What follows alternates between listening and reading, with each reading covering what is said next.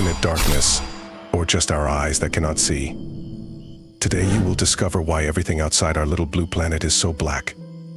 When the sun is at its zenith during noon, we are bathed in brilliantly bright light.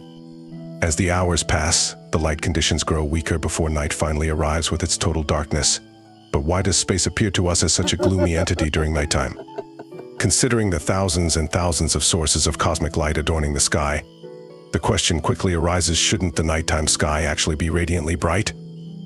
In this video, you'll discover why the nocturnal view of the stars is mostly accompanied by a penetrating darkness, and why the universe seems apparently dark to us. The Olbers paradox.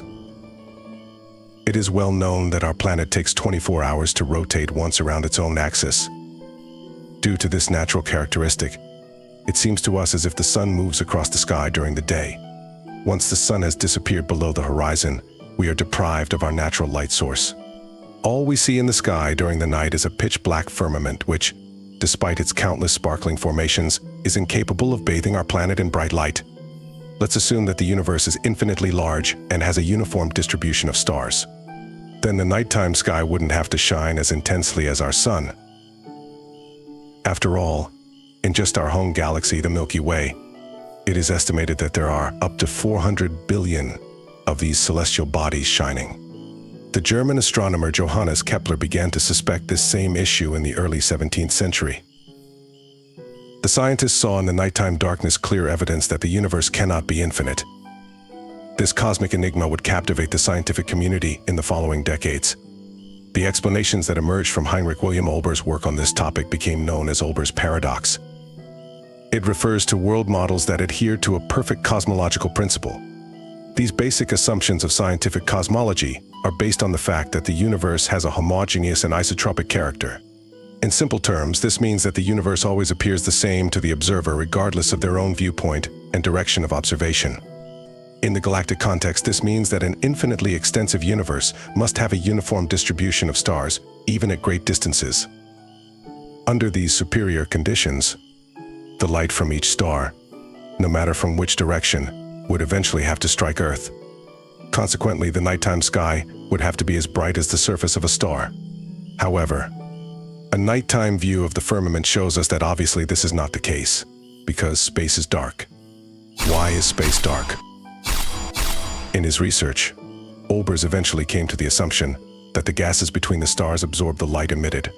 In this way, the paradox of light in space could also be reconciled with the theory of an infinitely large universe. However, as we know today, the astronomer made a great mistake. If starlight were to shine on the gas, it would heat it up so that it would eventually begin to shine brightly.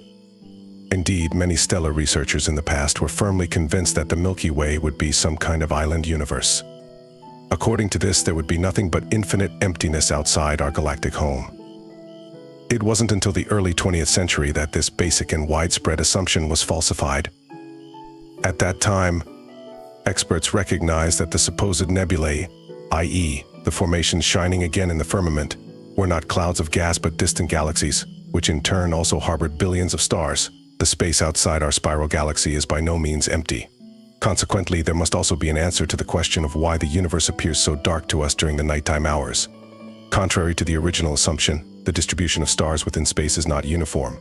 Specifically, bright celestial bodies accumulate in galaxies, which in turn form large clusters of galaxies. However, applied to large distances, the basic cosmological principle remains. As soon as our view shifts to the firmament, we are always seeing the surface of some star in an infinite cosmos. But we must take into account that the average distance between our planet and the gleaming celestial objects is simply gigantic. This galactic average value is encoded with 10 to the 23rd or 100 billion light years. Remember, the measure of a light year describes the distance light travels in a vacuum during 1 year. While light rays cover about 280,000 kilometers in just 1 second, they traverse a fabulous distance of almost 9 trillion kilometers in a year. This in turn leads to the reverse conclusion that the light from an average star needs 10 to the 23rd years to reach our planet. The problem? Until now, the starlight emitted has simply not had enough time to cover this enormous distance. Today, experts agree that the universe formed about 13.8 billion years ago. That area of the universe that we can inspect is too small to create a radiant and bright firmament. But why is the sky so dark? particle of invisible light. Does this then mean that the Earth's nighttime will be accompanied by dazzling brightness at some point in the distant future? This is not the case. By the time we reach the galactic point in time, when we could inspect a sufficiently large part of the cosmos, the stars in the universe will have long since extinguished. Because just like in the case of all other celestial bodies adorning space, stars are finite entities. In fact, the nuclear reaction of bright objects lasts only a relatively short time. Strictly speaking, the nighttime sky is not as dark as it seems to our earthly gaze, at least not in all spectral ranges. In reality, Earth is hit from all directions by a weak and uniform radiation. These rays peak in a wavelength of about 0.04 of an inch, or 1 millimeter, falling into the microwave range. This background radiation represents a remnant of the Big Bang, a phenomenon that can be tested today and is important for current research. About 380,000 years after the universe's birth, its temperature dropped to about 2,900 degrees Celsius. Thus, electrons and protons were able to form stable hydrogen atoms. In other words, the cosmos became permeable to electromagnetic radiation at that time. Those particles of light that were released at that time still present themselves to us today in the form of cosmic microwave background radiation. However, as a result of the continued expansion of the universe, this primordial radiation has lost much of its original power. Today, cosmic background radiation has only a billionth part of its former intensity. Originally, the universe was brilliantly illuminated by the influence of background radiation. However, since the wavelength of this galactic relic has changed from the visible spectrum to the microwave range over millions of years, we can no longer detect cosmic background radiation with our human eyes. Currently, the nightly sky view appears to be a deep black. As already mentioned, the Big Bang occurred about 13.8 billion years ago.